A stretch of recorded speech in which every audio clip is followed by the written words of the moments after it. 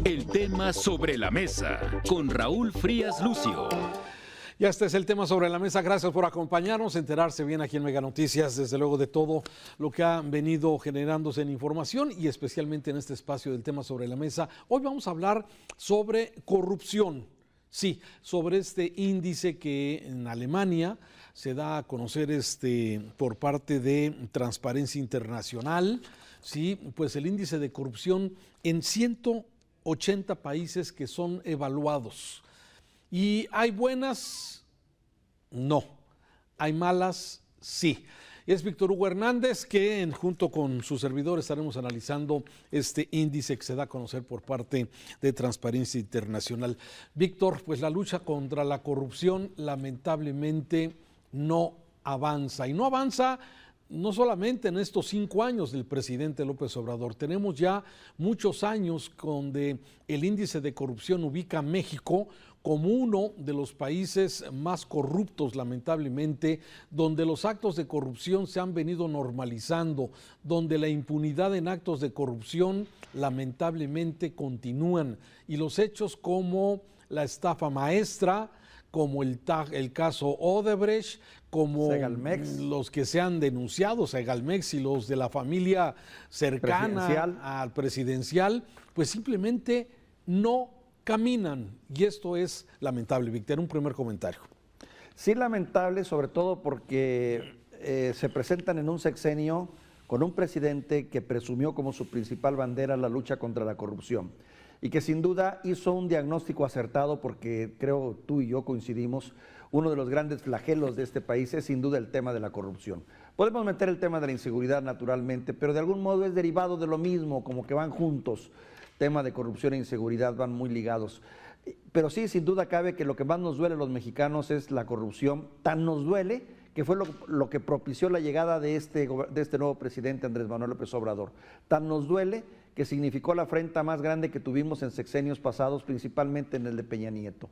Tan nos duele que vimos cómo se mencionaron, se señalaron culpables y responsables, pero también con tristeza vemos que nada más quedó en eso, puros señalamientos y puros amagos y puro descrédito, pero realmente ante la justicia nadie, casi nadie desfiló, mucho menos pagaron sus cuentas, mucho menos devolvieron lo robado y mucho menos fueron tocados. Entonces, pues la historia al final del día queda ahí, un gobierno que ofreció luchar contra la corrupción y que diga, aunque lo diga, que él sigue señalando que este país ya cambió, que México ya no es corrupto y que este sexenio no fue de corruptos. La verdad es que ahí están los garbanzos. Él dice que por eso se saben los casos como Segalmex y todo, y que eso es un punto positivo. Lo que no dice el presidente es que los tiempos han cambiado y que hoy más que nunca todo está muy susceptible a ser visto o investigado por algún periodista incómodo, le guste o no. Y es por eso que nos hemos enterado de los casos familiares, de Segalmex, de los casos de la lucha contra de devolver el dinero de lo robado, todos esos casos que ya sabemos existen ahora, Raúl, y que sin embargo poco se ha avanzado para una respuesta sólida que permita decir este gobierno sí funcionó en materia de lucha contra la corrupción. No fue el caso. Vamos a los datos, si te parece, vamos a los datos. Adelante. Porque me parece que es relevante mencionarlo. A ver, Transparencia Internacional viene haciendo esta evaluación para que luego no salgan desde el gobierno o desde el atril presidencial que, bueno, son conservadores y que fueron creados para perjudicar a este gobierno. Se monitorean 180 países del mundo con los mismos parámetros para poder tener de alguna forma pues comparativo. Sí, son 180 países que son medidos y que de alguna forma las denuncias, a las percepciones y a los hechos de corrupción que se han venido presentando, se hace este índice. Malas noticias para México porque dentro del selecto grupo del G20, sí, esto es este grupo de países que tienen economías avanzadas y otros que están en proceso de, como México, lamentablemente en este G20 México ocupa el lugar penúltimo del G20. Lamentablemente estos son, a ver, ya es que son dos. Estamos índices. al nivel del Salvador, de Kenia, Así de es. Togo, de acuerdo a esto. México ocupa 120 el lugar 126, perdón Raúl, es que te interrumpa Sí. con el dato, Sí, 126 de los 180 países evaluados por Transparencia Internacional. Perdón. Desde luego. Y bueno, y dentro del G20, que es este selecto grupo, lamentablemente en este grupo de las 20 economías más importantes del mundo, México se encuentra en el penúltimo lugar con lo que estamos viendo. Ahora, en el otro grupo también de los países que pertenecen a OCDE, a la OCDE, lamentablemente nuestro país también ocupa el último lugar, Víctor, en este puntaje de corrupción. Y eso, lamentablemente, pues son malas noticias. Y en la siguiente gráfica que vamos a ver, fíjate que ese es el puntaje que lleva desde el 2012 hasta el 2023. Y esa línea que vamos a observar, lamentablemente, no tiene ninguna variante durante el sexenio del presidente López Obrador. Y esa es una mala noticia porque, como bien lo dices, en el sexenio del combate a la corrupción, pues lamentablemente las cosas no han cambiado en nada. Mira, ahí lo tenemos. Esa gráfica me parece muy ilustrativa. 2012, sí, parece que empieza a disminuir un poco la corrupción en el año 2014, 2015, nos estabilizamos, 2017, llega el presidente 2018, López Obrador, hay un pequeño aumento y luego no ha pasado absolutamente nada. Y esto, desde luego, merece algunas recomendaciones que ahora te las voy a mencionar de acuerdo a Transparencia en México. Antes de que entres a las recomendaciones, Raúl, mencionar que también, al igual que en el tema de la inseguridad, en el tema de la corrupción permea mucho el concepto de percepción. También el tema de percepción cuenta mucho, porque realmente es muy difícil poder cuantificar o cualificar cuánta corrupción tenemos, porque ya lo sabemos, la mayor parte de la corrupción se hace en lo oscurito, se hace a espaldas de un sistema legal y de justicia que es muy endeble en este país y que poco avanza y que no nos permite realmente poder detectar más que periodísticamente o cuando se hacen investigaciones o trabajos de este calado. Y el otro punto, Raúl, tomar en cuenta que hay dos tipos de crítica que enfrenta el presidente. La crítica interna, a la que casi siempre minimiza y reduce por decir que es más de lo mismo, y la crítica internacional, que cuando puede también la enjareta dentro del mismo modelo de neoliberalismo y de intereses creados. Pero creo que es esta última, la internacional, la que más le puede al presidente, porque sabe muy bien que va muy ligada al juicio de la historia. Al juicio de la historia, y además otra cosa importante, y me parece que es un tema fundamental, sí. ¿Quiénes son las víctimas en los temas de corrupción? Porque a veces pareciera que, por ejemplo, cuando nos enteramos del caso de la estafa maestra, o del caso Odebrecht, o de los hijos del presidente, o de los hermanos, y de todos estos actos que se han dado a conocer, de los amigos de los hijos del presidente haciendo grandes negocios, o sea, finalmente, ¿quién pierde? Y eso es lo que a veces no queda claro en una sociedad. Los que perdemos son la sociedad, somos los ciudadanos. Claro. Porque estos desvíos de dinero, estos grandes negocios que se hacen en el amparo del poder y de la corrupción, sí, finalmente las víctimas son precisamente los ciudadanos, y que a veces dentro de este discurso donde nadie se hace responsable de nada, pues de alguna forma, pues como que se pierde y se diluye precisamente la responsabilidad de un gobierno que tendría que, bueno, sancionar los hechos de corrupción, recuperar lo robado, lo desviado y desde luego, pues bueno, castigar con severidad a quienes han cometido actos de corrupción. Eso lamentablemente no está pasando. Fíjate, Raúl, tienes razón. Cuando hablamos de afectación, yo creo que hay que insistir mucho en eso. ¿Quién es el afectado? Bueno, los mexicanos en general, pero ¿de qué manera? En su mayoría los mexicanos somos afectados porque tenemos servicios de menos calidad, tenemos infraestructura de menos calidad, tenemos un país de menos calidad, tenemos menos asistencia médica, tenemos menos servicios públicos que realmente nos sirvan, tenemos una educación deplorable. Ahí es donde se traduce la corrupción, porque finalmente es un dinero que bien se podría haber aplicado en esos rubros, por señalar algunos, incluyendo el de la seguridad, y no se aplicaron. ¿Por qué? Porque quedaron en unos cuantos bolsillos. Pero también hay otro sector social dañado, los empresarios, los comerciantes, aquellos que compitieron lealmente por tratar de jugar en un país y que también quedaron en desventaja ante el llamado capitalismo de cuates, porque un poquito de esos empresarios se hicieron ricos, multimillonarios, a costa de que otros pudiesen también avanzar. En pocas palabras, el país se vuelve más desigual. Ese es el costo que tenemos de la corrupción. Cierto.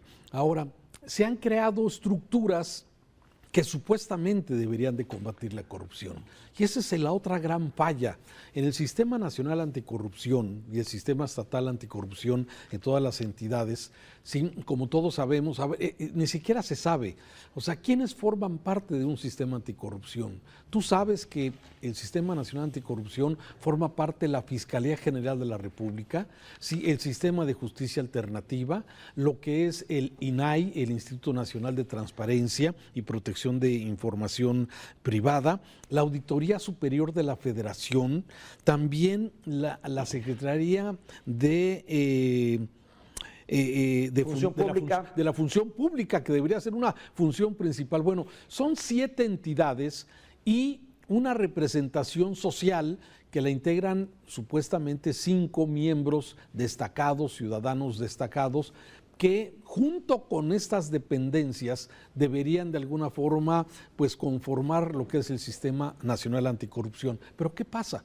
Lamentablemente, si alguna de estas entidades, la Fiscalía General de la República, la Auditoría, el INAI, ¿sí? La Secretaría de la Función Pública, no hacen su chamba, están afectando todo lo que es el Sistema Nacional Anticorrupción y por eso a este gobierno no le ha interesado reforzar un sistema anticorrupción y deja pues que se vaya rodando esperando que se debilite y al rato nos van a decir es que no sirve para nada el Sistema Nacional Anticorrupción y mejor lo eliminamos y mejor dejamos que la función pública siga señalando, cosa que no ha mostrado hasta el momento ningún dato, ninguna muestra, ninguna seña, igual que la Fiscalía General de la República. Se levantan denuncias, pero ahí quedan. Claro. Se levantan denuncias, se presentan investigaciones periodísticas, se presentan denuncias de personas involucradas, pero ahí queda en simples llamadas de atención, que se va a llamar a cuentas, que se va a esclarecer, que se va a llegar hasta las últimas consecuencias. Son frases que los mexicanos hemos escuchado tantas y tantas veces, Raúl, y la verdad que son frases huecas y vacías. Ahora, mencionas tú un dato, cuando una de estas falla, pero ¿qué pasa cuando no es una, Raúl? Porque de las que tú mencionaste, todas tienen severas fallas y errores. Y también te diría, para mi desfortuna y de todos los mexicanos, yo diría, claro, esta es una apreciación muy personal, que la gran mayoría de estas instancias están infiltradas por corruptos o personeros de los que hicieron actos de corrupción y que desde adentro están saboteando la justicia en este país, como ocurre en la Fiscalía General de la República. ¿Cuántos casos? Cada rato se pierden expedientes, cada rato se pierden casos, cada rato se caen... No hay seguimiento. No hay seguimiento, ¿por qué? Porque alguien desde adentro o algunos desde adentro están operando a favor de esos delincuentes y se están sirviendo también de esos delincuentes de cuello blanco, que seguramente también están repartiendo lana a esos niveles. Esa es la realidad de este país, Raúl, dolorosa, es una apreciación. No, y termino con el tema de... ¿Quién castiga la corrupción? ¿Sí? Y me refiero, por ejemplo, a casos como el de Coahuila, en donde ese gran desfalco que ocurrió en el estado de Coahuila en tiempos de Humberto Moreira, y que el secretario de Finanzas fue detenido, no en México, fue detenido en Estados Unidos. ¿Sí? Y porque estaba haciendo negocios en Estados Unidos, de lo contrario no lo hubieran detenido. Totalmente. Entonces, por ejemplo, todos estos casos, el de Segalmex, el de este señor que estamos viendo, ¿sí? Pues que el presidente lo presenta como una víctima de los corruptos priistas, pero que es un hombre que sigue siendo protegido por el sistema, sigue siendo protegido por el gobierno, ni se recupera el dinero, ni se sanciona al responsable, y de alguna forma seguimos viendo cómo la impunidad. Y esto, tú lo decías bien, se traduce en falta de calidad de vida para los ciudadanos. además del desfalco económico que significa y que es importante, pero también lamentablemente se tiene una dirección o tiene una influencia directa sobre temas de seguridad, sobre temas de desaparecidos, que es una de las grandes desgracias de este país. La corrupción en medio de todas estas desgracias que estamos padeciendo, de inseguridad, de falta de servicios de salud, de un rezago educativo, de actos de corrupción que no se sancionan, tiene que ver precisamente con esto, con una falta de voluntad y desde luego poder fortalecer un sistema anticorrupción. Y lo peor, y termino con eso, a quienes denuncian la corrupción se les persigue. Ahí está el caso de Latinos, ahí está el caso de Mexicanos contra la Corrupción, ahí está el caso de Animal Político, sí, que se han dedicado a denunciar actos de corrupción. ¿Y qué sucede? Se desprestigian, se trata de desacreditar, no se les considera y de alguna forma eso también lo advierte Transparencia Internacional. Claro. Aguas, hay que fortalecer a quienes denuncian y no debilitarlos ni exponerlos. Claro, cuando el mensajero es el culpable, ¿no? Cuando el mensajero es el culpable por llevar el mensaje. La historia ya la conocemos. Raúl, y también otro aspecto fundamental, ¿cómo afecta en la moral de un país todos estos casos? Habría que hacer, y es un ejercicio que valdría la pena tratar de hacer, Raúl, hacer nuestra gráfica de esos rostros, ponerle rostro, el rostro de esos que han creado el concepto de corrupción en este país, para poder sobre ellos decirles por lo menos, ustedes son los responsables del país tan mediocre que tengo y donde vivo. Porque hay una juventud que también ve esto y lo siente y lo resiente. Y caray, eso es una lástima y es una pena. El de Peña Nieto fue el sexenio de la corrupción, pero también del presidente López Obrador, me parece que además del tema de las mentiras, también el tema de la corrupción va a estar también con su propio estilo, Raúl, con su propio estilo. Sin duda. Gracias, Víctor. Te mando un saludo. Tiene usted oportunidad de escuchar este podcast en la plataforma que usted desee. Sígase informando en Mega Noticias. Gracias. El tema sobre la mesa con Raúl Frías.